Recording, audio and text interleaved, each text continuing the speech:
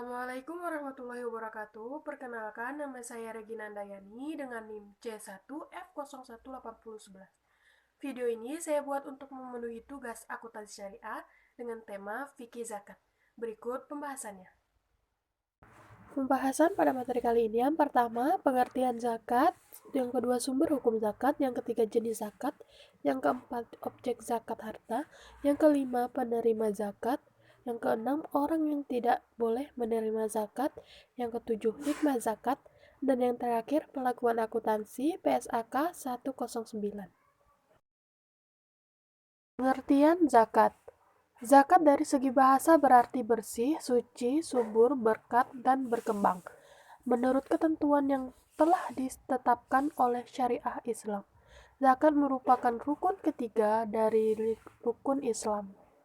Adapun secara istilah, makna zakat dalam syariah Islam ialah arti seukuran tertentu beberapa jenis harta yang wajib diberikan kepada golongan-golongan tertentu dengan syarat-syarat tertentu pula. Sumber hukum zakat. Dalam Al-Quran, surah At-Taubah ayat 60 yang artinya, sesungguhnya zakat itu hanyalah untuk orang-orang fakir, orang miskin, ambil zakat yang dilunakkan hatinya, untuk memerdekakan hamba sahaya, untuk membebaskan orang yang berutang, untuk jalan Allah, dan untuk orang yang sedang dalam perjalanan, sebagai kewajiban dari Allah. Allah Maha Mengetahui, Maha Bijaksana. Quran Surah At-Taubah ayat 60. Dalam hadis dari Ibnu Umar radhiyallahu anha berkata, Rasulullah Shallallahu alaihi wasallam bersabda, pokok-pokok iman ada 5 perkara, yakni persaksian bahwa tiada Tuhan selain Allah dan Muhammad adalah utusan Allah, mendirikan sholat, membayar zakat, menunaikan ibadah haji dan puasa di bulan Ramadan. Jenis zakat. Jenis zakat dibagi menjadi dua. Yang pertama zakat fitrah. Zakat fitrah merupakan zakat yang diwajibkannya terkait dengan bulan suci Ramadan. Zakat fitrah untuk mensucikan orang-orang yang berpuasa dari perbuatan yang tidak ada gunanya, dengan memberikan makan pada orang-orang miskin dan mencukupkan mereka dari kebutuhan dan minta-minta pada hari raya. Zakat fitrah disyariatkan pada tahun kedua Hijriah bulan Sya'ban. Zakat harta. Zakat harta atau zakat mal adalah segala sesuatu yang diinginkan oleh manusia untuk dimiliki, dimanfaatkan, dan juga disimpan. Sesuatu inilah yang perlu dikeluarkan zakatnya jika sudah memenuhi syarat. Objek zakat. Dilansir dari laman BSMU berdasarkan nisab untuk masing-masing jenis zakat sebagai berikut. Emas, perak, dan aset perdagangan. Nisab untuk objek zakat emas dan aset perdagangan adalah 85 gram emas murni atau setara dengan 20 dinar. Sementara perak senilai 200 dirham atau sekitar 595 gram perak. Apabila sudah mencapai nisab dan haul, maka wajib dikeluarkan zakat 2,5% dari total nilai harta. Binatang ternak. Nisab untuk ternak sapi, kuda, dan kerbau adalah sekitar 30 ekor. Pada ternak kambing atau domba, sebesar 40 ekor. Lalu untuk hewan ternak, unta, adalah 5 ekor. Hasil pertanian. Nisab untuk hasil pertanian yaitu dikeluarkan saat panen mencapai 5 wasak, atau sekitar 653 kg. Jika dikonversikan makanan pokok orang Indonesia, maka nisabnya 653 kg gabah atau 520 kg beras. Harta temuan atau harta karun. Harta temuan atau rikaz tetap harus dizakati. Nisabnya tidak ada dan harus dikeluarkan zakatnya sebesar 20% dari nilai harta tersebut.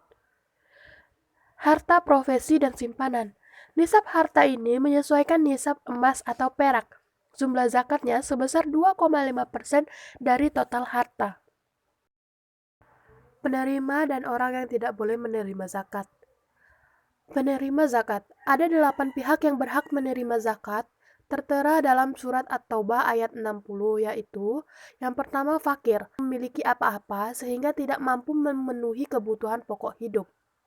Menurut Buya Hamka, fakir berasal dari makna membungkuk tulang punggung. Satu sebutan buat orang yang telah membungkuk memikul beban berat kehidupan. Yang kedua, miskin. Mereka yang memiliki harta namun tidak cukup untuk memenuhi kebutuhan dasar untuk hidup. Secara bahasa, orang miskin berasal dari kata sukun. Artinya tidak ada perubahan pada hidupnya, tetap saja begitu menahan penderitaan hidup. Yang ketiga, amil. Mereka yang mengumpulkan dan membagikan zakat. Tentu saja dalam memungut zakat ini, ada para petugas yang mengambilnya. Yang keempat, mu'allaf. Mereka yang baru masuk Islam dan membutuhkan bantuan untuk menyesuaikan diri dengan keadaan barunya. Yang kelima, hamba sahaya. Adalah budak yang ingin memerdekakan dirinya. Yang keenam, ghorimin. Mereka yang berhutang untuk kebutuhannya yang halal dan tidak sanggup untuk memenuhinya. Yang ketujuh, fisabilillah.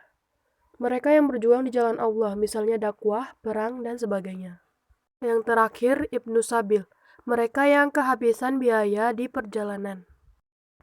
Orang yang tidak boleh menerima zakat. Yang pertama, orang kaya dan orang yang masih memiliki tenaga. Yang kedua, hamba sahaya yang masih mendapatkan nafkah atau tanggungan dari tuannya. Yang ketiga, keturunan Nabi Muhammad, Ahlul Bait. Yang terakhir, orang yang dalam tanggungan dari orang yang berzakat, misalnya anak dan istri. Hikmah zakat. Hikmah dari zakat antara lain, yang pertama, mengurangi kesenjangan sosial antara mereka yang berada dengan mereka yang miskin. Yang kedua, pilar amal jama'i antara mereka yang berada dengan para mujahid dan dai yang berjuang dan berdakwah dalam rangka meningkatkan kalimat Allah. Yang ketiga, membersihkan dan mengukis akhlak yang buruk. Yang keempat, alat pembersih harta dan penjagaan dari ketamakan orang jahat. Selanjutnya, ungkapan rasa syukur atas nikmat yang Allah berikan untuk mengembangkan potensi umat. Yang selanjutnya, dukungan moral kepada orang yang baru masuk Islam. Dan yang terakhir, menambah pendapatan negara untuk proyek-proyek yang berguna bagi umat. Perlakuan akuntansi PSAK 109. Pada akhir tahun 2011, PSAK 109 telah resmi berlaku. Berlakunya PSAK 109 menjadi babak baru dalam perkembangan zakat di Indonesia. Semua lembaga amil zakat dapat menjadikan PSAK 109 sebagai pedoman pengelolaan keuangan dan akuntansi, sekaligus dalam menyajikan laporan keuangan. Para akuntan publik juga dapat menjadikan PSAK 109 untuk melakukan audit atas laporan keuangan (LAZ). Dengan semua las merujuk pada PSAK 109 dalam menyajikan laporan keuangan, akan menjadi lebih mudah apabila hendak dilakukan perbandingan kinerja antar keuangan las. Berdasarkan catatan Direktorat Pemberdayaan Zakat Departemen Agama pada tahun 2006, terdapat 18 lembaga amil zakat yang telah disahkan oleh pemerintah. Salah satunya dari 18 lembaga amil zakat nasional Lasnas, yaitu Baitul Mal Umat Islam Bank Negara Indonesia, BAMUIS BNI. Alasan memilih BAMUIS BNI sebagai objek penelitian karena BAMUIS BNI mulai mengimplementasikan PSAK nomor 109 pada tahun 2011, di mana tahun 2012 PSAK 109 baru diwajibkan dipakai pada lembaga amil zakat. Terima kasih. Sekian video ini saya buat. Lebih dan kurangnya saya mohon maaf. Jangan lupa like, komen, dan subscribe video ini ya. Sampai jumpa di video selanjutnya. Wassalamualaikum warahmatullahi wabarakatuh. Dadah, bye-bye.